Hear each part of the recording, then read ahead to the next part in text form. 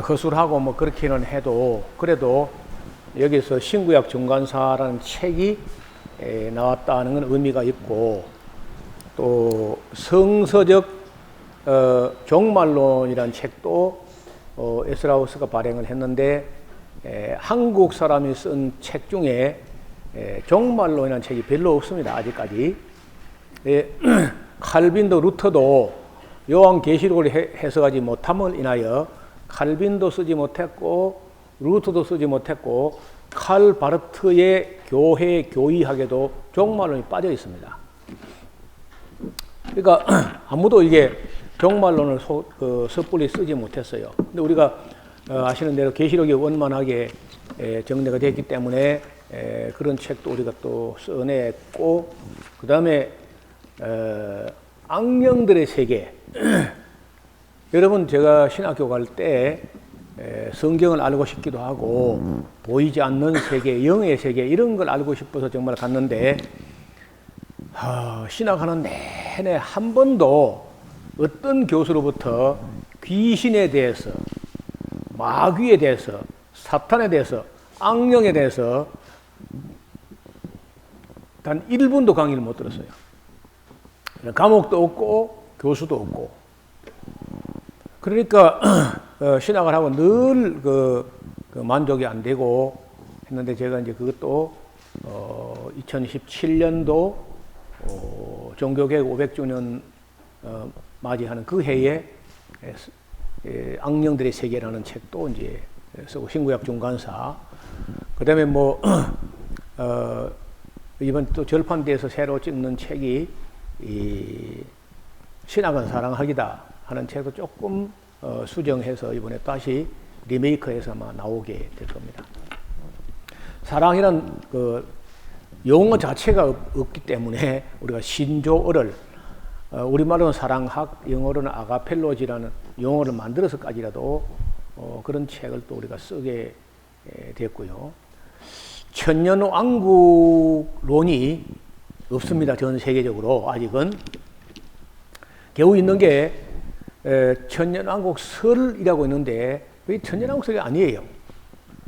전천년설, 후천년설, 무천년설은 천년왕국설이 아니고, 휴거가 천년왕국 앞에 있다, 뒤에 있다, 없다, 뭐 천년왕국 없다. 이러니까 아직 우리가 그 기독교 2000년사에 천년왕국에 대한 아무 이해가 없습니다. 왜 그러냐면은 천년왕국에 대한 모든 정보가 다 구약에 있습니다. 제목, 이름, 천년왕국이란 말이 계시록 20장에 몇 구절 나온 그것밖에 없는 줄로 알고, 이걸 가지고는 어떤 론이 안 나온다 해가지고 아무도 천년왕국론에 대해서 관심도 기울이지 못했는데, 책은 내지 않았습니다만은 그래도 우리가 천년왕국이라는 게 우리를 위한 연대가 아니고, 구약 성경에 이스라엘이 한 번도 제대로 못 써봤죠.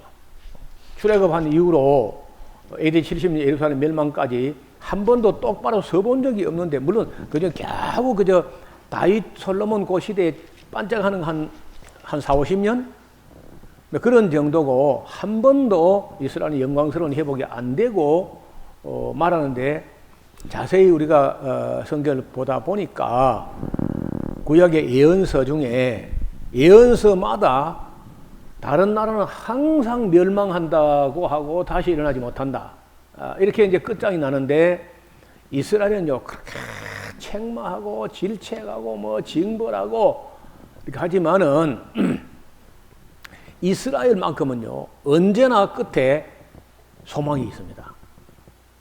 그것도 영광스러운 회복의 소망이에요. 아주 영광스러운 회복의 소망의 예언들이, 소스가 예언서마다 다 있어요. 거의 다.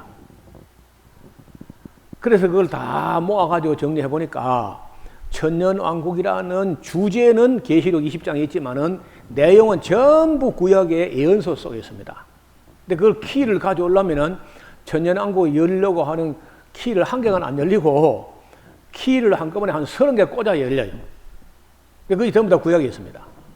아시는 대로 우리 기독교가 구약은 거의 그림자다 하고 율법은 무시해버리고 요절 외에는 안 보고 이런 수준이었기 때문에 천연안구라는 개념 자체가 머리에 아예 형성이 안 돼 있어요. 그것도 우리가 이제 비록 그 천연안구이란 책을 아직 내지 못했지만은 이론적으로 거의 정리가 됐거든요.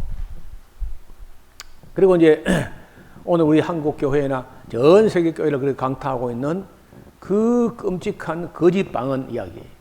이거 아무도 딱 부러지게 정리를 못하고 지금도 뭐 최근에 교수들 몇 명이 이제 방언에 대해서 이제 이야기한 게 유튜브에서 가끔 나오는데 너무 미흡해요. 너무 연구가 안 된 상태라. 이것도 우리가 정리를 거의 했다는 겁니다. 그래서 신학적인 유산이 우리 에스라우스가 가지고 있는 컨텐츠나 신학 유산이 상당한 유산을 만들었다고 생각합니다.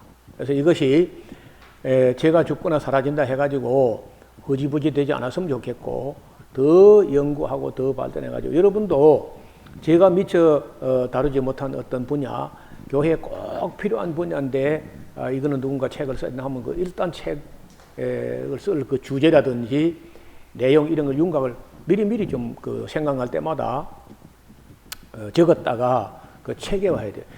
그 머리맡에 이런 머리맡에 그런 1년 수첩, 1년 일기장 같은 그런 책이라도 메모지를 꼭 두고 자다가도 꿈에라도 어떤 영감이 떠오르면요 그냥 벌떡 일어나야 됩니다. 일어나가지고 그걸 다 써놓고 자야 돼. 저는 지금도 곁에 메모지를 두고 잠들려고 하다가도 비몽사몽간에 무슨 떠오르는 게 있으면요 그거 그냥 흘러 지나버리면 나이가 드니까요 며칠 전에 무슨 생각이 있었는데 왜 메모를 안 했더니요 뭔가 지나갔는데 이게 떠오르지 않아가지고 애를 먹어요. 그래서 그때마다 적으려고 노력을 합니다. 여러분도 그런 뭐 영감이든지 육감이든지 생각이 좋은 아이디어가 떠오를 때마다 그걸 흘려 지나가면 안 되고 딱 적었다가 체계화해야 돼요. 또 성경 보다가 야, 이 주제는 심도 있게 다뤄야 되겠다. 어떤 그런 주제가 나오면 또 거기다가 메모를 하고 남기고 이렇게 해야만 책이 만들어지기도 하고 또 우리가 발전하는 거죠. 조금씩이라도. 저는 그런 면에서는 참 아주 오래전부터 작은 반짝거리는 어떤 생각의 알맹이가 떠오르면요. 그걸 그냥 흘리지 않고 메모했다가 계속 관심을 가지고 자료를 찾고 또 모으고 그 분야에 옛날에는 어려웠습니다. 옛날에. 그런데 지금은 인터넷이라는 게 있기 때문에 자료 찾는데 정말 좋은 시대거든요. 그래서 앞으로 더 좋은 신학적 유산들이 계속 발전해가지고 마치 유대인들이 끝없이 탈무드를 이어가듯이 우리도 좋은 신학적 유산을 많이 남길 필요가 있다는 생각을 합니다. 그 중에 하나가 지금 우리가 성경 난제 해설하는 것도 에스라우스 신학적 유산으로 남기려고 녹화도 하고 또 이런 PPT도 만들고 이렇게 합니다. 지금은 이제 이번 PPT는 제가 따듬지 못했는데 이 파워포인트도 좀 잘하는 분들이 나와서 이제 잘 다듬어서 좀 화려하게 했으면 좋겠다 그런 생각을 합니다. 네, 범죄한 사람은 다윗이었는데 왜 밧세바 소생의 아이가 죽었죠? 다윗이 범죄했는데 왜 그 사이에 태어난 아이가 죽었냐? 그거 어떻게 생각하세요?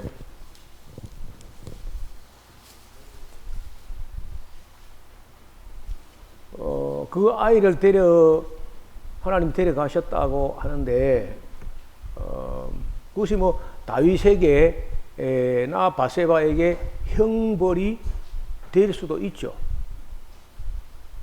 근데 아비의 죄 때문에 아이를 빼앗아가는 거는 그건 안 맞는 거 아닌가? 다윗이 범죄했으면 다윗을 때려야지. 이 애가 죽는 거예요. 그것도 처음에 저 나름대로 고민을 했는데 여러분 생각은 어떠신가 좀 이따가 이제 생각을 해보시고 그 뒤에 압살롬이 이제 한 말을 보면요 사무엘하서 18장 18절인데 거기 보면 아들이 셋이나 있다고 기록되어 있어요. 사무엘하서 14장 27절에 그런데 나중에 18장 18절에 보면요 아들이 없다고 그래 또 돼 있다고. 앞에 있다는 것은 무슨 뒤에 없다는 건 무슨 말이에요? 그래 이제 아들과 딸이 태어났는데 일찍 어려서 다 죽었던지 아니면은 그 자기 이름을 전할 만한 압살롬이 이제 죽었는데 압살롬을 죽게 한 사람들 다시 말하면 그 아들들이 자기 아버지의 원수를 갚아가면서 후에 압살롬의 뒤를 잇거나 무슨 이름을 전할 만한 더 걸출한 인물이 없단 말인지 어떻든 앞에는 분명히 아들과 딸이 있다고 했는데 뒤에 가서 없다고 했다는 거예요.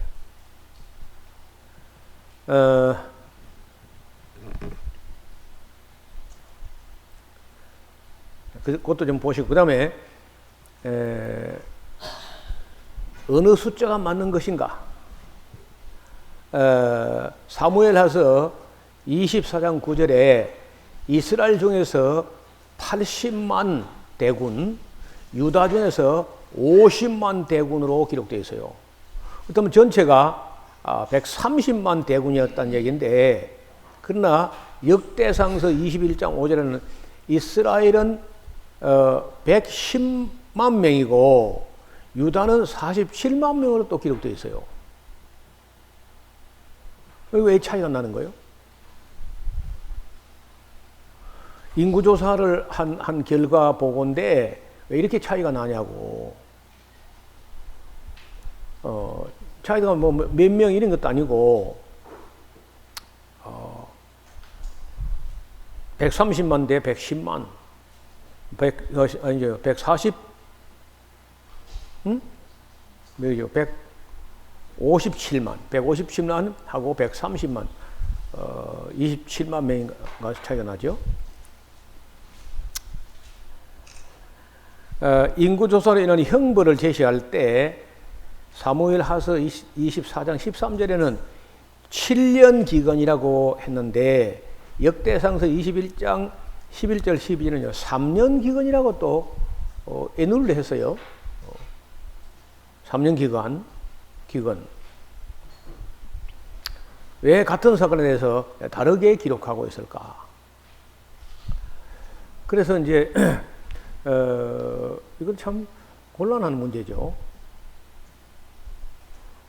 사무엘하서 24장 24절에는요 아라우나의 타작마당을 샀는데 은 50세겔을 주고 샀다고 기록되어 있는데 역대상서 21장 15절에는요 은이 아니고 금 600세겔이라 주고 산 것으로 기록했어요. 중간에 그거 떼먹은 거 아닌가? 떼가 먹었던지 누가? 근데 꼭 같은 사건을 기록하는데 금액도 너무 많이 차이 나요. 이런 불일치, 역대기 기자의 기록과 열왕기 기자의 기록의 불일치를 어떻게 할 것인가 하는 문제가 또 남아 있습니다. 또 좀 살펴보시고요. 일단 또 좀 나가 볼게요. 다윗이 인구조사를 한 것이 그리 큰 죄가 되는 것인가? 여러분 다윗이 인구조사한 게 큰 죄가 된 것은요. 주일날 주부에 성도수도 기록하지 말아야 돼. 우리 교회 사람이 이만큼 많이 모인다. 내가 목회 잘해서 이만큼 모인 거 그게 좀 불안한 거 아닌가? 저기 제일 내가 볼 때 이해가 안 되는 게 여의도 순복음교회 대예배당 그게 해봐야 4,000명밖에 안 들어간다는데 4,000명. 근데 70만이 어디 다 들어갔다 나오는 거야? 허장성세 아닌가? 그 말이 안 되죠. 본당 그게 4,000명 있고 못 들어갔는데 어디서 70만이 예배한다는 거예요? 아무리 봐도 제가 이게 허장성세 같고 명성교회도 질세라 또 엄청나게 부풀려서 하는데 헌금한 그 예산 내용을 보면요 너무 형편없어요. 그 예결산 내용에다가 성도수를 나눠 보니까 우리 샤론 교회에 한 사람당 헌금한 비율에 4분의 1밖에 안 돼. 누가 떼먹거나 땡가 먹어서 비자금 만들었거나 아니면 인원수를 부풀렸거나 아니 그래 서울에 살면서 우리보다는 다 잘 살 거 아니에요? 적어도 명성교회인데 근데 헌금하는 실력이 우리 교회 4분의 1밖에 안 된다고 1인당? 그러면 인원수가 잘못됐든지 그 예결산 개수가 그 잘못된 것 같아요. 진실하지 않은 것 같다는 내 볼 때. 잘은 모르지만요 그런 것만큼 우리 교회는 진실합니다. 우리 교회는 내가 예결산 들어가지도 않지만은 100% 투명하게 공개하고 또 목회자는 재정에 대해서 일절 관여하지도 않습니다. 그런데 올해 우리 어른 예배 참여한 어른들은 뭐 해서 70명 정도거든요. 70명. 근데 아마 올해 예산이 3억 5천인가 뭐 그러시는 모양이더라고요. 좀 많은 거 맞죠? 시골에 뭐 누가 여기 잘 사는 재벌도 없고 아무도 없어요. 우리가요. 그런데 성도들이 또 제가 뭐 헌금만 복받는다 뭐 그런 복탈에도 안 하거든요. 그래서 우리 교회 헌금하는 걸 볼 때 그런 교회들은 헌금을 너무너무 작게 하든지 아니면 인원수를 너무 뻥튀기로 부풀려서 허장성세를 부리고 있는 것이다. 다윗은 그 인구조사를 했는데 그것이 큰 죄가 돼가지고 그럼 다윗의 이 죄를 지은 게 다윗이 그 교만한 생각을 가지고 죄를 지었다. 그럼 다윗이 얻어맞거나 해야 되는 거 아닌가요? 근데 왜 7만 명이 온역에 죽냐고. 7만 명이. 이런 걸 불신자나 초신자나 이런 사람들이 와가지고 따지면 우리 뭐라고 변명해야 되죠? 7만 명. 여러분 말이 7만 명이죠. 거창 국민 다 죽은 만큼 죽은 거야. 인구조사 한국 때문에.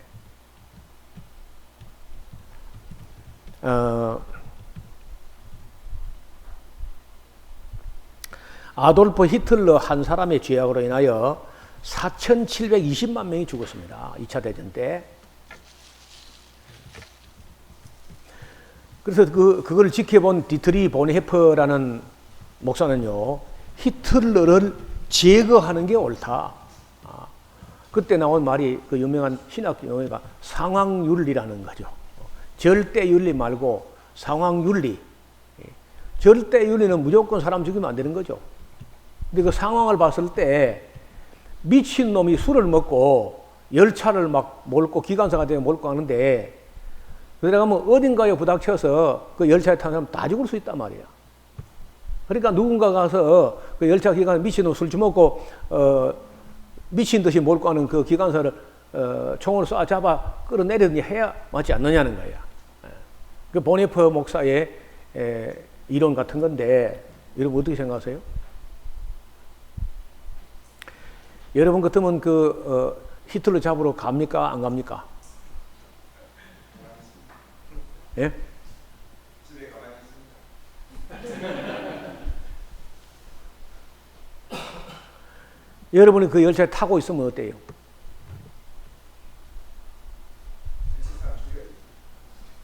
독일이라는 열차에 탔거든, 독일 국민들이. 근데 보니퍼 목사는 목사인데도 죽여야 된다는 거야. 그래서 히틀러 암살단에 가담을 하거든요. 물론 뭐 성공하지 못하고 자기 목이 달아났는데 이때 이제 그 유명한 상황윤리라는 말이 나오는 거라. 절대 윤리는 살인하지 말라. 뭐 이렇게 하면 살인하면 안 되는 거죠. 아비의 죄 때문에 아들을 죽이는 것도 허락지 않으시는 분이 다윗의 죄 때문에 7만 명이 온역으로 죽게 하신 것이 하나님의 공이라고 할 수 있을 것인가 말 것인가. 이런 이야기 사무엘하서에 있는데 그 캄보디아의 킬링필드라고 폴포드 정권이 수백만, 약 300만 명을 죽였습니다. 그런 상황을 가만히 보고 있는 게 옳은 것인가? 그 한 사람을 죽여서 300만 명을 구원하는 게 옳은 것인가? 이런 문제가 나타나는 우리 절대윤리만 가지고 문자적으로 절대윤리만 가지고 하면은 과연 어느 것이 옳으냐 말이에요. 저희가 이제 기독교 윤리를 공부할 때 너무 교수가 강의를 어렵게 하는 분이 강의를 했어요. 맹용길이라고. 이름이 맹용길이야. 근데 그 사람 강의는 들을수록 무슨 말인지 모르겠어요. 얼마나 수준이 높은지. 책을 썼는데 한 페이지를 가지고 한 50분 읽으면은 무슨 말 하려고 하는 거 좀 알듯 말듯 해요. 아는 게 아니고 알듯 말듯 하고. 진짜로. 그래서 그때 이제 이런 주제가 나옵니다. 기독교 윤리 시간에. 근데 그 답을 말하는 게 아닙니다. 어떻게 생각하느냐고 이제 우리에게 묻고 질문 던지고 판단을 알아서 하게 하는 건데 지금까지도 아직도 제게도 그 질문이 남아 있는 거예요. 답이 나온 게 아니고 폴포트, 아돌프 히틀러,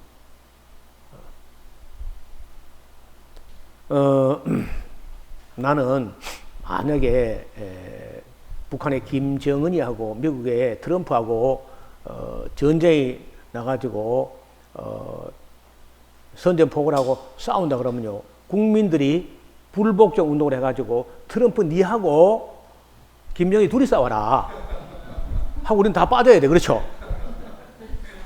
맞아요? 입장 곤란합니까 또?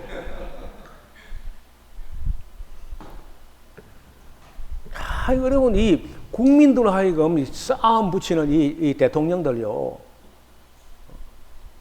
용납이 안 되는 거죠. 지는 안 죽으면서 말이야. 그 옛날에는요, 다윗 왕이나 나폴레옹이나 전쟁터 나갔습니다. 자기도. 근데 여기서 대통령이 전쟁터 누가 나옵니까? 자기는 뒤에 딱 숨어 있고 네가 죽어라. 이런 명령 나면요, 절대 순종하면 안 되고 너 둘이 싸워라. 우리가 응원할게. 그리고 국민 불복종 운동을 해야 되거든요. 사실은. 그저께 지금 아프리카에 가서 단기적으로 한 1년 정도 이렇게 선교하는 분이 우리 한림원생이 한 분이 있어요. 의과대학 교수인데 연구하는 한 2년 정도가 이렇게 한 해는 미국 가서 좀 공부하시고 한 해는 의료 봉사로 이제 선교를 가서 하시는데 끔찍하다는 거예요. 물이 우리 홍수 났을 때 물 같은 게 그게 평소 물이 다 그래요. 물이 너무 안 좋은 거예요. 이제 제가 아프리카 쪽에 너무 정보를 모르기 때문에 거기에 선교 정보 이런 걸 틈내다 만들 좀 보내주시라 했더니 PDF 파일로 해서 보내가지고 이제 보니까 너무한 거예요. 아니 미국 같은 저런 큰 나라, 기독교 나라가 거기 가서 정수 시설이라도 좀 해주고 말이야. 그래서 좋은 일, 중국하고 미국이 서로 좋은 일 하기 경쟁을 벌여가지고, 미국은 올해 이렇게 좋은 일 했단다 말이야. 우리 중국은 참 부끄럽다. 우리가 더 좋은 일 하자. 여러분, 이렇게 가야 되는 거 아니에요? 맞습니까? 예. 도대체가 트럼프인지 무슨 뭐 시진핑인지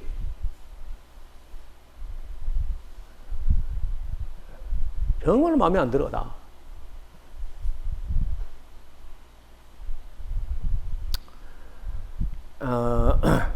저는 그래서 정말 그 정치인들이 하는 짓거리를 보면요, 그 때로는요 먹은 게 토할 것 같아. 너무 악하다. 너무. 그 헨리 데이빗 소로라고 들어보셨나요? 소로, 헨리 데이빗 소로, 미국 사람이죠. 콩코드 지역에 태어난 그런 철학자인데 하버드 대학 출신이고 45살에 폐결에 걸려 돌아가셨기 때문에 별 세상에 안 알려졌는데, 이분이 그 월든이라는 책을 써서 월든, 그 월든 호숫가에 통나무집을 짓고 2년간을 갖다가 정말 스스로 가난한 자가 되어서 삶의 최소한, 삶을 최소한으로 물자를 사용하고 자기 삶을 최소한으로 만들어 살아볼 때 얼마나 소박하게 살 수 있는지 뭐 그런 책을 쓴 게 월든이라는 책이 있습니다. 유명한 책입니다. 그 월든이.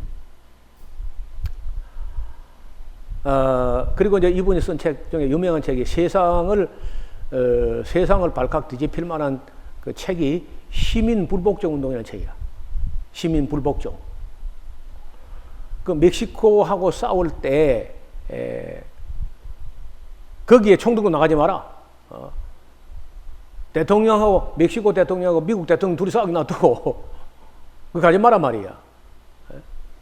악한 명령인데 왜 앞으로 가냐? 그런 얘기거든요. 그리고 남북 전쟁. 여러분, 그 남북 전쟁 그 다 북쪽이나 남쪽 다 캐여 보니까요. 남북 전쟁이라는 게 북쪽도 악하고 남쪽도 다 악한 거예요 보니까. 그리고 그 조지 소로, 헨리 데이빗 소로라는 사람이 그거 안 가야 된다는 거죠. 예수님 말씀이나 성경의 말씀이 뭐예요? 공법이 물같이 정의가 강물같이 흐르고 칼을 쳐서 보습을 만들고 탱크를 녹여가지고 트랙터를 만들고 하는 세상이 오도록 하라는 거 아니에요. 하나님의 뜻이 하늘에서인 것이 땅에서 이루어지게 하라는 거 아니에요. 그런데 어떻게 우리가 맨 기독교 나라가 1차 대전, 2차 대전, 일본 빼고는 몽땅 기독교 나라들입니다. 전부 다. 얼마나 악하게 했어요. 죽는 사람은 그 억울하게 병선을 죽고 대통령 다 안 죽었잖아, 다. 그래서 우리가 좀 기독교 윤리적으로 생각할 때 정말 정치하는 사람들이 악한 정책을 펴거나 악한 명령을 할 때 정말 그 소로 말대로 국민 불복종 운동, 시민 불복종 운동 일어나야 된다.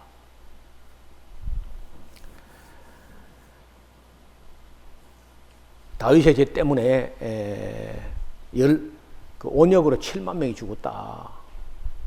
참 안티크리스찬이라든지 이런 사람들이 와서 이걸 따지고 덤비면은 저도 참 대답하기 곤란해요. 여러분 어떻게 대답할까요? 한번 좀 준비 좀 해봐요. 대답을요. 여기까지가 사무엘 하서 이야기인데 일단 하서 이야기를 정리하고 넘어갈까요? 아까 이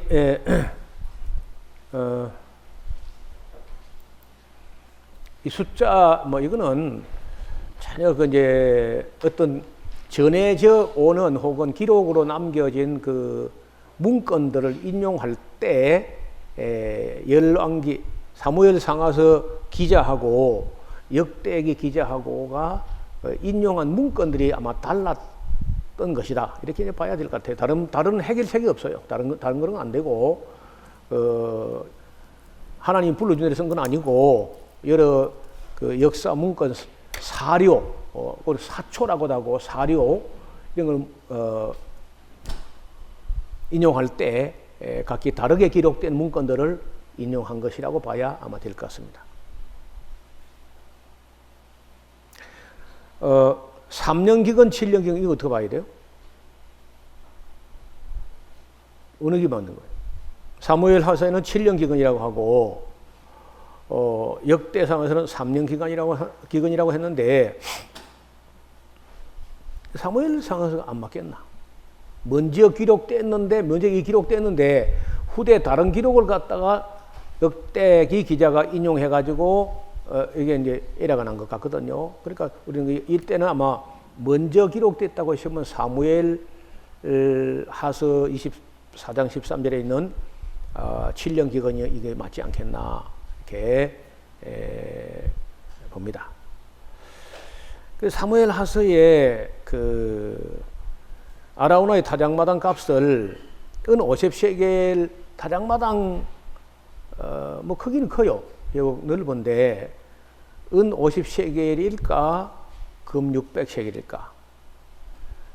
역대상서 금 600세겔은 역시 이것도 이제 자기 멋대로 쓴 건 아니고 뭔가를 갖다가 사초를 가지고 썼다고 할 때 어떤 문건을 그 사료로 이게 수집했을 때 거기에 잘못 기록된 걸 역대기 기자가 인용했다. 그러면 그렇게 이제 본다면은 이 수치상의 어떤 일치가 되지 않는 어떤 모순 같은 걸 때는 역대기 걸 우리가 수용할 게 아니라 사무엘 상하서나 열왕기 상하서가 더 옳지 않겠나 이렇게 봐야 될 것 같아요.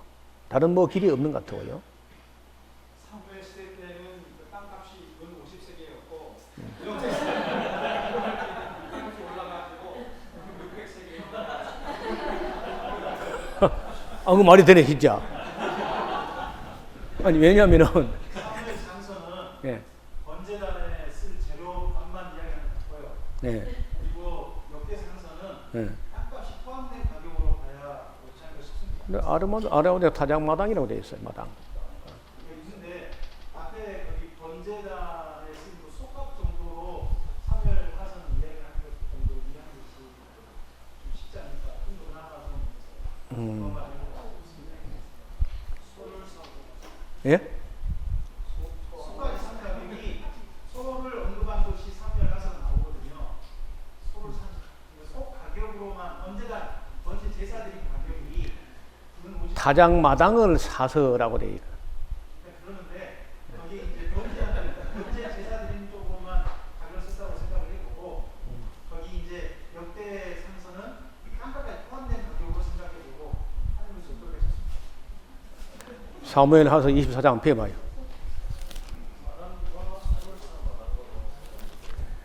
24장 이사. 그러니까 마당이 다 포함되어 있다고. 생각은 다른데 열악기 상황에는 아르마당 타작마당을 샀다가 후대 정부에서 우리 약간 통째로 우리가 사드리겠다 생각하고 그 많은 가치의 집을 내가 이스라엘 정부에서 정주객세계 집을 그래가지고 돈 여기 역대 상서를 가보면 거기는 앞에 그러니까 사무엘 하서에는 번제단 소를 이야기가 언급되어 있고요. 역대 상서는 텃값으로만 되어 있습니다. 그 소는 은 약간 다릅니다. 언급한 게 그러니까 두 개를 이제 서로 조화롭게 생각한다면 사실로만 이해한다면 사무엘 하서는 그 가운데서 번제단에 사용된 속값 정도로만 이해해보고 그리고 그 역대 상서는 펴값이라고 분명하게 해놨으니까 땅값으로 이해하고 그러는 것이 그나마 둘 다 사실로 근거해서 볼 수 있는 그런 접근이지 않을까 싶습니다. 동이 있습니다.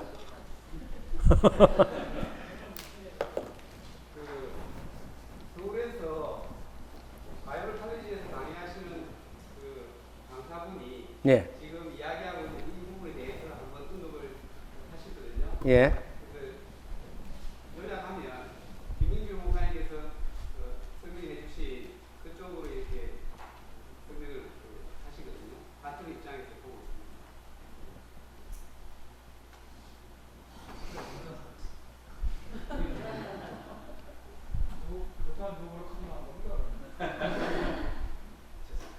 근데 문구 자체가 타작 권한 것으로 이렇게 있으니까 21절 봐요. 가로되 어찌하여 내주 왕께서 종에게 임하시나이까 다윗이 가로되 네게서 타작 마당을 사서 여호와께 단을 쌓아서 백성에게 내린 재앙을 그치게 하려는 거다. 분명히 타작 마당이에요. 버제단 뭐 소 이런 얘기가 아니라고.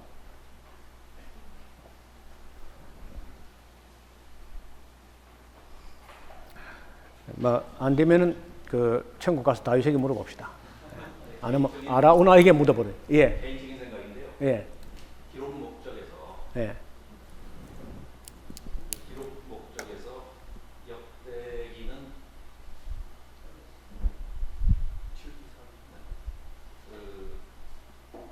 역대기는 민족 중흥을 꾀하고자 해서 네. 뭔가 좀 어필을 하는 좀 불리는 그런 그 기록 목적이 있었기 때문에 예. 역대기에 나와 있는 기록들은 여타의 그 기록들에 비해서 조금 과장된 그런 감정이 좀 이입돼 있지 않나 싶습니다. 값을 많이 지불하더라도 샀다.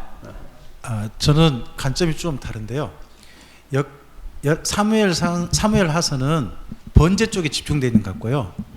그 여기 역대 상서를 보면 그 사건 후에 그 다음 장에 다윗이 뭐라고 하냐 그러면 이 터가 하나님 주신 터라고 해서 성전터로 규정된 게 나옵니다. 바로.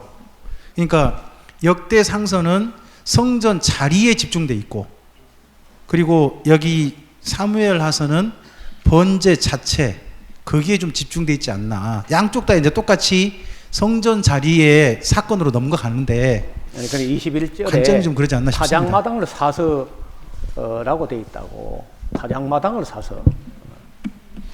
타작마당 가격이 은 50세겔 가능하나? 그러니까 제 주장이 제일 합리적인 것 같습니다. 땅값이 오른 거죠. 땅값이. 많이 올랐다 그죠? 아니면 그때 다윗이 개인적으로 준 게 50세겔이고 정부에서 지불한 것은 600일지도 뒷돈이 넘어갔다. 그래서 그냥 지나가도 되는데 이걸 그 차이가 나는 게 때로는 참 우리를 곤란하게 한다는 거예요. 그리고 또 여럿이 하니까 좀 재미있네, 그렇죠? 혼자 하니까요 한 계산이 안 되고 애먹었어 저도. 예, 그 다음에 열왕기로 넘어갑니다. 그 다음에 이게 인구조사를 한 죄가 정말 그리 큰 죄인가 하는 거예요. 인구조사한 거. 그게 이제 보면은 인구조사도 조사지만은 사탄이 충동질했다 돼 있죠. 그 충동질에 휘둘린 거야 다윗이. 그 점이 아마 지혜가 되지 않겠나. 예나 지금이나. 또 그렇다 손 쳐도 문제는요. 왜 다윗이 사탄에 휘둘리거나 범죄한 게 분명한데 왜 다른 사람이 7만 명이 죽어야 되느냐는 거예요. 왜 어떻게 해야 돼요? 죽은 사람 말이 없지만은 그때 만약에 그 7만 명의 가족들이 억울해하지 않았을까요? 그냥 뭐 하나님 죽였으니까 뭐 우리는 뭐 그냥 눈물을 흘리고 참아야 된다 뭐 일이 됐을까? 사람이 죽었는데 한둘도 아니고 7명도 아니고 7만 명이. 그래서 참 저는요 대화 설교를 하다가 이런 게 나오면 당혹스럽다는 거죠. 그렇잖아요? 뭐라고 제가 이 문제를 명쾌하게 예. 거기 사무엘하서 24장 1절을 보면 예, 역대기를 보면 이제 사단이 충동한 것은 확실한데 여호와께서 다시 그 단지 다윗에 대한 문제가 아니고 이스라엘을 향하여 이렇게 진노하셨다는 얘기를 보게 되면 말씀하신 대로 사무엘이 다윗에게 성경을 제대로 가르치지 않은 것도 있지만 백성들 전체가 실제로는 다윗은 하나님을 섬긴다고 애쓰지만 이 백성들이 다윗을 따르거나 또 자기 이익을 위해서 늘 흐르는 걸 보면 하나님 말씀을 백성 전체도 따르지 않는 것으로 이해되지 않겠는가? 요건 24장 1절은요. 예, 번역이 순음틀이거든요. 예, 예. 그 번역을 집에 가서 새로 해보시면은 요 번역문을 안 가져왔는데 그렇게 읽으면 안 되고 예? 그 어딘가 홈페이지가 있을 텐데 너 한번 찾아봐요. 어떻든 간에 그 범죄는 분명히 다윗이 했다고요. 그러니까 다윗 개인의 범죄라기보다는 제가 봤을 때는 그 백성들 전체가 선하다라고 하는 전제라는 것이 정말 있겠는가? 악한 사람 아까도 다 죽으면 우리 다 죽어야 돼요. 그게 아니고 그러니까 악한 사람은 다 죽이지는 않지만 그래도 백성 전체도 악하기 때문에 그 중에 7만 명 정도를 손봤다라는 개념으로 그러니까 악한 사람이 다 죽든지 아니요 목사님 그 제가 드리는 말씀의 요지는 사건은 이것이 명분이 되어서 일어나지만 실제로는 이스라엘 전체가 실제로는 하나님 앞에서 악했었는데 그 중에 대표되어질 만한 7만 명이 죽은 것으로 이렇게 이해하면 되지 않겠는가? 그 이스라엘 나라가 말씀하신 대로 한 번도 바르게 선 적이 없으시 않습니까? 그러니까 지도자들은 조금 바르게 하려고 애쓴 적이 있지만 그러나 그 나라 전체가 하나님 앞에 올바로 선 적이 없다고 한다면 그러면 이스라엘 나라가 악하다라고 하는 전제를 가지고 봐도 그게 무리는 아니지 않겠는가? 그러니까 명분은 이것이 명분이 되었는데 그리고 이제 다윗이 책임자이기 때문에 얘기를 앞서서 하고 있지만 왜 나의 죄 때문에 이 백성들을 이렇게 하십니까 하고 얘기를 하지만 그러나 실제로는 백성들이 그 아시는 것처럼 압살롬 반역에도 늘 참여하고 있고 그 늘 왔다 갔다 하지 않습니까 백성들이 그 지금 역사를 쭉 다윗과 함께 와봐도 그 선하지 않은 것이 확실하지 않습니까? 그러니까 선하지 않다고 죽으면 다 죽어야 돼. 그러니까 다 죽어야 되는데 그 중에 하나님께서 대표로 얼마를 죽일 수 있는 것도 아닙니까? 예, 근데 다 죽이면 다 죽어야 되지만 문제는 예. 이 죄가 예. 다윗이 죄거든요. 왜냐하면 요압까지도 말렸어요.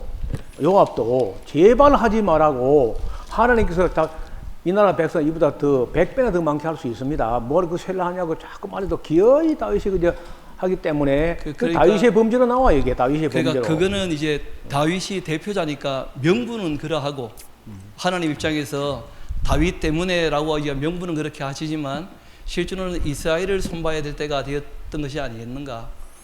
근데 24장을 보면은 전체적인 그 분위기가 내용이 그 초점이 다윗의 죄라고 분명히 네.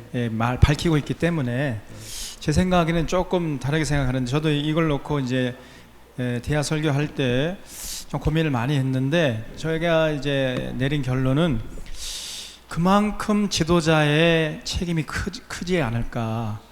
그래서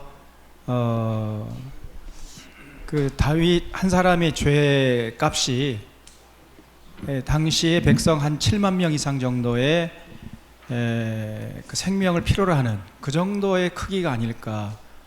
그래서 또 문박사 말씀하신 대로 지도자는 나중에 메이전 크리마가 있다. 그래서 지도자에게 그 큰 책임을 묻는 것은 그만큼 또 고난이 주어지고 또 그렇기 때문에 거기 고난에 따른 책임을 또 묻는 그런 차원에서 이렇게 하나님께서 하지 않았을까 또 그런 생각을 이제 했거든요. 그래서 참 지도자 한 사람이 중요하구나 이런 결론을 내린 적이 있었습니다. 그러니까 지도자가 잘해야 된다는 거죠.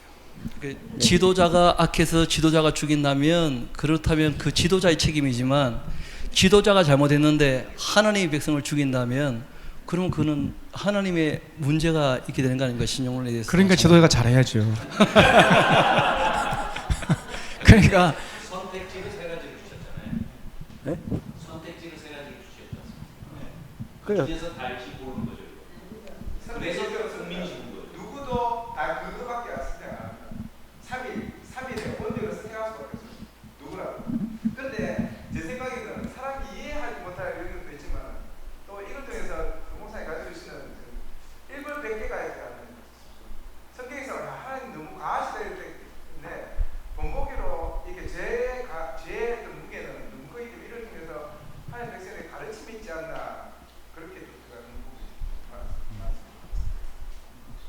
네, 또 다른 분.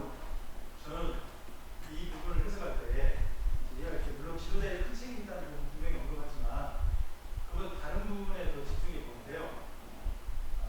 하필 다이담 이야기를 맨 끝에 마칠 때 다시 죽음으로 어떻게 보면 마무리하려면 앞서 2, 3장으로 맞춰야 되거든요. 마이크 누가 안 가지고?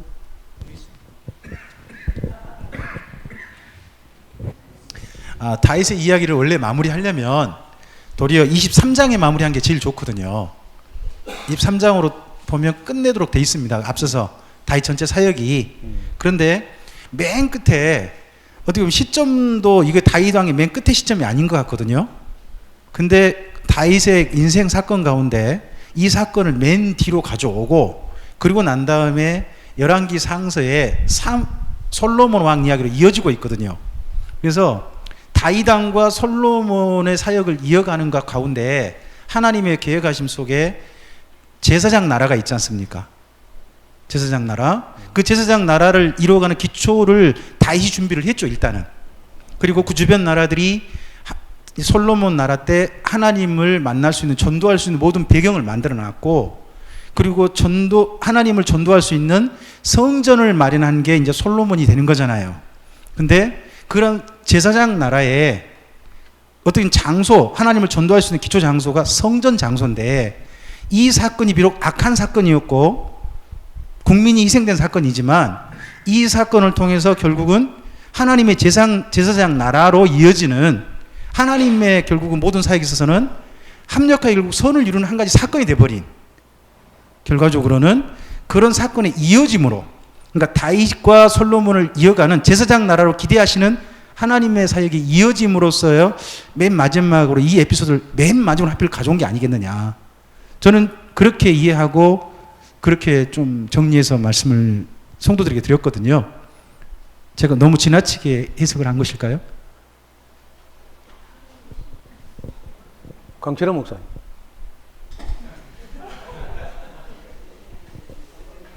키가 큰 자가 말을 낼 것이라.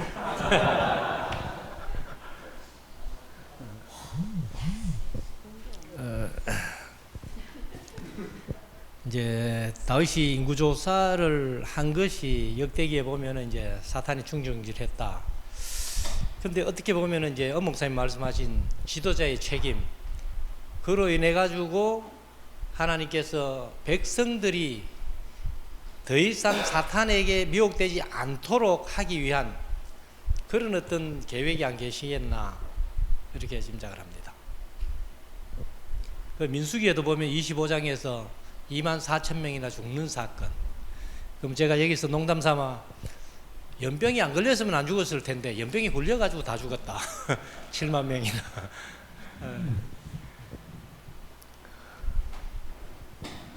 정정환 목사.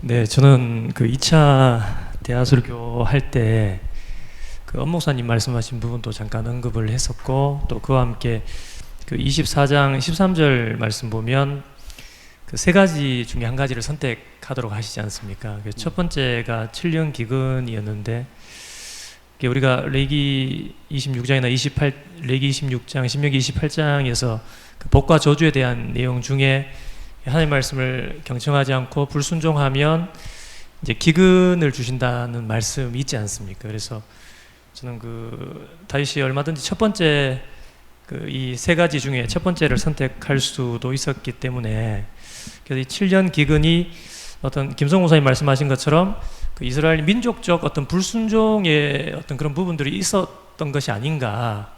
그래서 하나님께서 그 24장 15절 말씀에 단에서부터 보엘세벳까지, 그러면 온 이스라엘 백성 중에서 죽은 자가 7만 명이었다 이렇게 돼 있기 때문에, 그래서 어떤 민족적, 여기는 소상히 기록되어 있지 않지만 민족적 어떤 불순종의 모습들이 당시 이스라엘 사회 가운데 있었던 것이 아닌가, 저는 그렇게 설명을 했었습니다.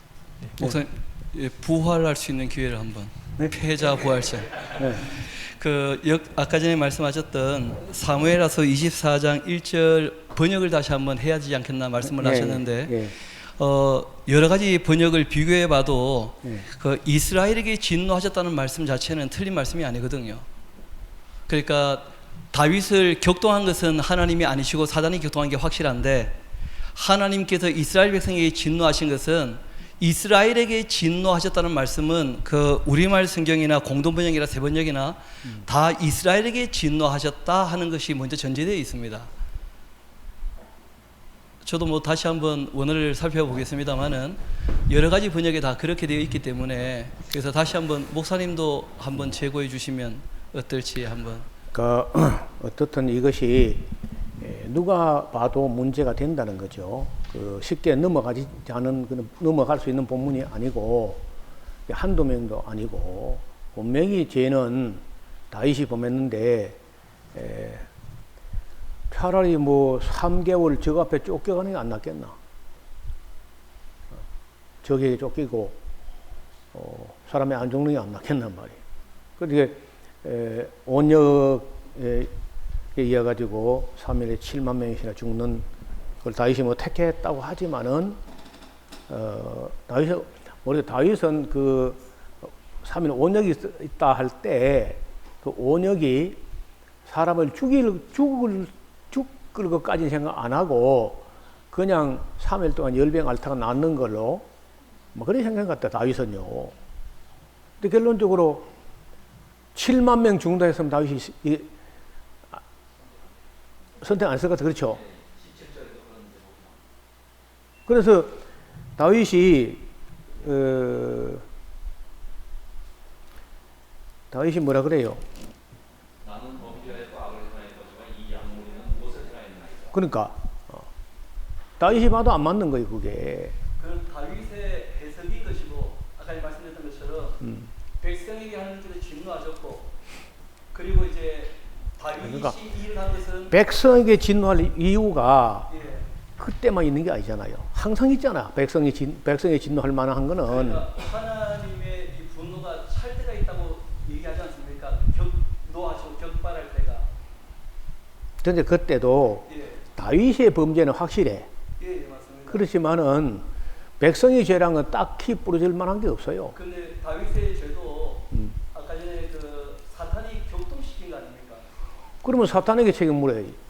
그러니까 제가 말씀드린 것이 사탄이 격동하도록 하나님이 허락을 하셨다고 한다면 그럼 하나님 책임져야지. 그러니까 그것은 명분인 것이고 그러니까 하나님의 책임이 아니라고 하려고 한다면 그것은 명분으로 일어난 일이었고 이스라엘 백성들에게 진노하셨기 때문에 이 일들에 관해서 이렇게 일이 진행되려고 한다면 어떤 시발점은 있어야 되지 않겠습니까? 명분 자체가. 그래서 이스라엘 백성들에게 하나님께서 진노하시려고 이런 일들이 있도록 허락하신 것으로 그렇게 해서 이 일이 발생한 것으로 본다면 제가 보기에는 크게 무리는 되지 않을 것이라고 생각합니다. 그러니까 이스라엘 백성이 죄가 있어서 하면은 그 백성의 죄를 물어가지고 따로 하면 될 것을 다윗이 인구조사한 걸 가지고 다윗이 왕이지 않습니까? 그 다윗은 왕이고 다윗도 왕이고 인구조사 그거 하면 다윗에게 따로 징벌하시고 백성이 어떤 죄가 있으면 백성의 죄 그걸 물어서 또 언급하셔야 되는데 없고 다윗이 범죄하고 다윗이 선택을 하는데 죽는 거는 백성이 7만이나 죽었어. 그러니까 백성의 죄에 대해서 다윗이 왕이라면 왕으로서의 일단 책임이 가장 크지 않습니까? 다른 죄에서는 다윗이 자기가 책임질 게 아니고 다윗 죄가 지금 현재 문제 난 것은 인구조사한 거거든요. 아니 그 전에 그러니까 이 일이 시작될 시작점에 대해서 하나님 말씀이 이스라엘 백성들에게 진노를 하셨다 이렇게 되어 있고 실제로 이스라엘 백성들에게 진노하셨던 가장 큰 책임은 국민 교육을 하지 않은 다윗에게 있는 것이겠죠. 그렇게 본다면 이 일이 시작이 될 때 그 사단이 격동해서 다윗이 이 일을 진행하게 된 것은 명분일 수가 있는 것이고 실제로는 하나님께서 이스라엘 백성들에게 이 징계를 하시는 일이었고 거기에 대한 제일 큰 책임과 그리고 거기에 대한 이 선택은 다윗이 왕이니까 다윗이 결정해야 되는 것 아니겠는가 그런 정도 본다면 어떨지 하고 여쭤보는 겁니다. 예, 저는 조금 다르게 좀 다른 관점에서 보고 싶은데 우리가 이 성경을 대할 때 이 성경을 그냥 개인적인 차원에서 또 영적인 차원에서 성경은 이제 그렇게 보고 기록했지만은 사실 우리 실존적인 우리 삶의 현장에서는 어떤 면에서는 그 사회 과학적인 안목으로 들여다보는 것이 훨씬 더 우리에게 더 피부적으로 와 닿을 경우가 많이 있거든요. 그래서 성경 이게 그러니까 영적으로 기록한 그런 그 성경의 내용을 우리가 사회 과학적인 안목으로 재해석하는 이런 작업이 필요하다고 생각이 되어집니다. 특별히 구약 성경 같은 경우에는 이런 차원에서 볼 때 지금 다윗이 지은 죄가 뭐냐는 거죠. 사탄이 이제 다윗을 충동질했다. 그래서 결국 다윗이 죄를 졌는데 그 지도자 다윗 당시 지도했던 다윗의 죄가 뭘까? 다윗이 개인적으로 뭐 무슨 뭐 착복했다든가 무슨 뭐 부정부패하고 뭐 이런 차원이 아니고 결국은 다윗 한 사람으로 인해서 그 당시의 사회, 경제, 문화 그 자체가 전부 이렇게 타락해 나가는 이런 그 결과를 낳지 않았을까.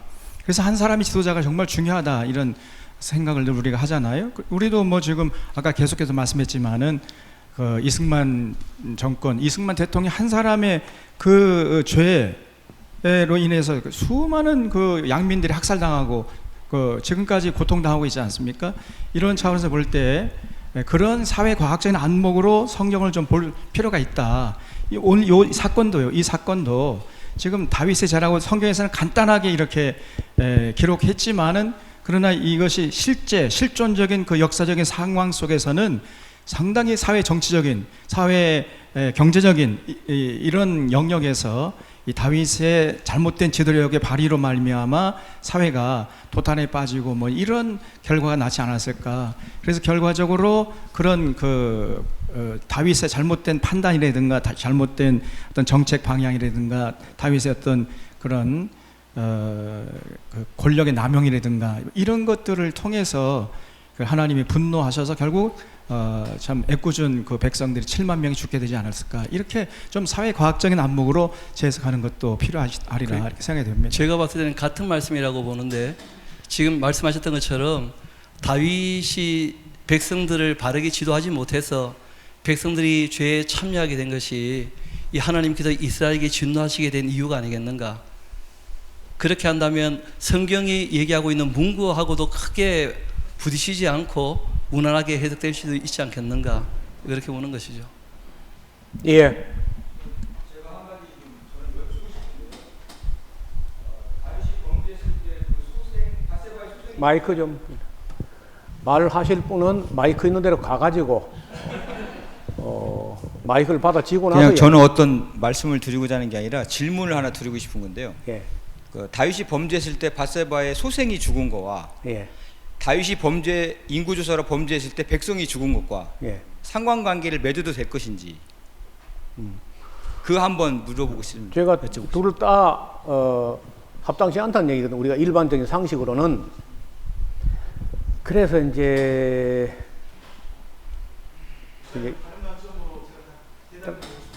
잠깐 방금 그 질문하시는 분이 있으니까 이제 우리가 이제 구약 시대하고 신약 시대하고 좀 다른 게 있어요. 구약 시대에는 거의 그 죄에 대한 어떤 징벌이 개인적인 것도 혹 있지만은 그 연대적이에요. 민족 연대적으로 이런 면이 있어요, 확실히. 그래서 이제 내 생각인데 이 처음에 사무엘서를 기록한 분이 실제로 이런 모든 것을 다윗에게 물어가지고 이래 쓴 게 아니고 그런 일이 있었는데 또 그 이후에 그런 일이 됐다고 해석을 해가지고 그 시대에 어떤 일어난 사건을 해석을 해가지고 쓴 기록이 아닐까. 이게 뭐 사무엘이 쓴 것도 아니고 다윗이 쓴 것도 아니고 역사가 훗날에 그런 해석을 한 게 아닐까 이런 정도는 되는데 어느 쪽으로도 그렇게 개운한 얘기는 아닙니다. 누구에게 당당하게 설명할 수 있지 않고 저는 뭐 대화 설교할 때마다 이 본문이 다가오면 며칠 전부터 잠이 안 와요. 뭐라고 설명해야 되는 거예요? 목사님 약간 좀 첨언을 제가 해도 되겠습니까? 네? 여기 보면 네. 일단 전 이 부분 해석할 때 그 1절에 이스라엘에게 다시 진노하시다 그랬지 않습니까? 이스라엘에게. 그러면 다윗 왕 때 그 이스라엘 민족 전체에게 하나님께서 언제 진노하셨지를 먼저 이해를 해야 한다고 봅니다. 다시라는 표현이 있다면, 근데 보면 언제가 떠오르냐 그러면 다윗 왕 때 압살롬의 반란 사건이 떠오릅니다. 그 반란 사건이 뭘 말하냐 그러면 유다 지파하고 나머지 지파 간의 극단적인 분열이거든요. 압살롬이 유다 지파와 함께 반란을 일으키거든요. 그리고 난 다음에 그래서 그 압살롬의 반란 사건이 다윗 왕 때 가장 그 많은 이스라엘 민족이 죽은 사건으로 자기들끼리 전쟁에서 죽은 사건 나옵니다.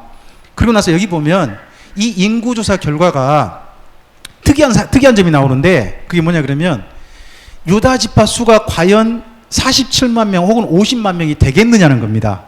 한 지파가. 나머지 지파는 숫자가 그 정도인데 이거 보면 저는 이제 어떤 측면이 떠올랐냐 그러면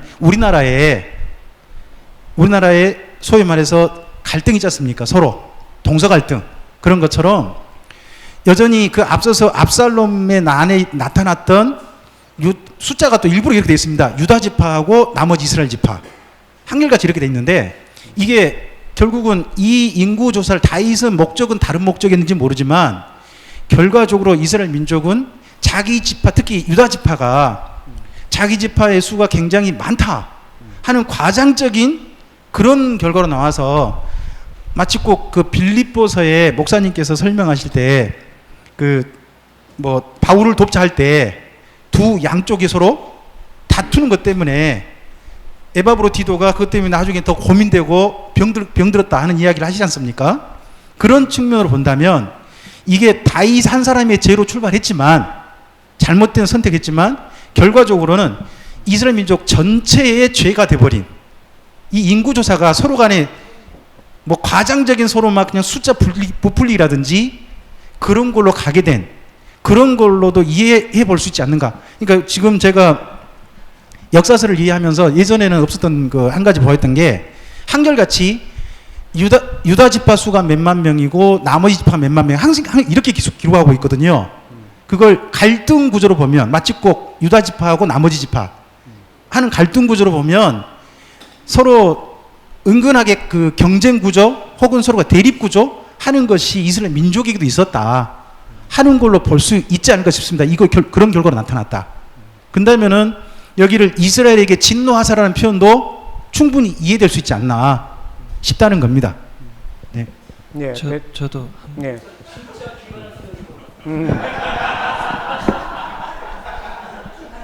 우리 김윤영 목사님 말씀하실 때 번쩍하게 됐는데 다시 이스라엘이 범죄했다고 할 때 그 좀 전에 얘기했던 압살롬 반역도 있을 수 있지만 바로 앞에 그 기브온 거민들 죽었던 사건이 있지 않습니까? 억울한 피를 흘렸던 일. 이 억울한 피를 흘렸던 일들이 또 있지 않았겠는가? 이걸 어떻게 보면 되느냐 하면 레위기를 봤을 때 레위기 그 하나님의 징계가 기근이 있고 그 다음에 돌이키지 않으면 그 다음 연병이 또 돌지 않습니까? 그러니까 레위기 26장을 우리가 먼저 기준으로 해서 이스라엘 백성들이 억울한 피를 흘렸을 때 기근이 있었음에도 불구하고 그 일에 대해서 다윗이 한번 정리했는데도 불구하고 다시 이스라엘이 하나님 앞에 범죄한 이 일 때문에 하나님께서 이 이스라엘 백성을 손댄 것은 아니겠는가? 그리고 이제 다윗이 선택은 했지만 그 온역이라는 것이 그렇게 된 것이 아니겠는가 하는 생각도 한번 해보게 되네요. 예, 어느 정도 이제 조금 개념이 정리된 것 같은데, 그 이스라엘 백성이 한 짓이 어떤 거냐 하면은, 복 있는 사람은 죄인의 길에 서면 안 되는 거죠. 악인의 길을 쫓으면 안 되는 거고. 그런데 압살롬의 길이 그 죄인의 길이죠. 5만 원짜리 앉은 사람이 있는 거죠. 압살롬이 권력을 자꾸 뭘 하려고 할 때 아이도벨이라든지 그런 놈들이 그 압살롬 곁에 책 사러 가가지고 이제 있다든지 이런 것들이 그래도 국민들 알잖아요. 블레셋을 위해서 싸운 것도 왕이시여 당신이었고 우리는 다 골육입니다. 그래 해놓고 다윗이 좀 늙었다 해가지고 요 백성들이 압살롬 편에 많이 가담했고 다윗을 따라서 요단강 건너갔던 사람 그 숫자 그렇게 많지 않았다는 거거든요. 그 다음에 압살롬 난이 평정되고 나서 요단강 건너 들어올 때 또 누가 선동했냐면요. 셰바죠, 셰바. 맞아요? 네. 셰바인가요? 네? 셰바가 또 베냐민 사람이죠. 그래가지고 이스라엘아, 우린 다윗과 함께 부른 거 없다. 각기 집으로 가라. 나팔을 불어, 그렇죠? 나팔을 불었더니 다 흩어져 가버렸어. 또 다윗 집안을 배반하고 유다 집안만 남아 있었어요. 요압이 가가지고 그 셰바를 잡아서 여자가 어떤 지혜로운 여자가 셰바의 목을 던져서 가져왔죠. 그때도 이스라엘 백성은 유다 지파 하나만 여전히 변함없이, 그것도 이제 사실은 유다 지파가 다윗 곁에 있는 것도 별로 그렇게 순서 착한 것도 아니야. 이를테면 권력자 집권 지파니까, 여기가 집권당처럼 집권 지파니까 그런 데로 뭉쳐 있었지만 나머지가 몽땅 다 압살롬의 난에 가담했다가 반란에 셰바에 또 선동에 또 가담했다가 이런 짓을 하는 게 이스라엘 민족이거든요. 그러니까 그런 걸 내가 봐도 화가 나는데, 제가 지난주에 내가 그 부분을 설교를 했는데, 백성은 갈 때다.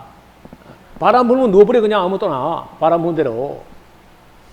그래 별로 믿을만한 존재가 아닌 거야. 그래서 이제 한번 이제 벌을 주기는 하나님께서 한번 이게 혼줄 한번 내긴 내야 되겠는데, 그때 다윗은 또 지 딴에 또 우쭐거리는 거예요.